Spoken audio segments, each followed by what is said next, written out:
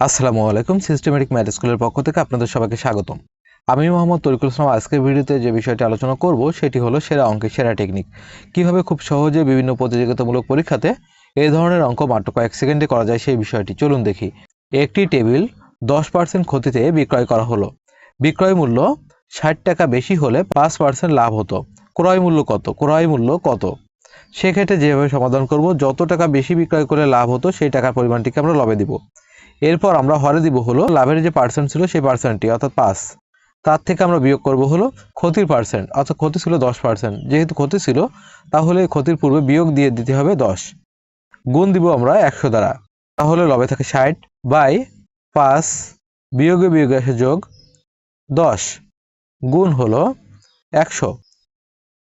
এবার আমরা লবে রাখবো 60 এবং হরে 5 আর 10 যোগ করলে আসে হলো 15, গুণ হলো 100। 15 60-এর ভিতরে যায় হলো 4 বার, 4 আর 100 গুণ করলে আসে হলো 400। টেবিলটির ক্রয় মূল্য হলো 400 টাকা। তাহলে পরবর্তী যে অঙ্কটি আছে, একটি দ্রব্য 20% ক্ষতিতে বিক্রয় করা হলো।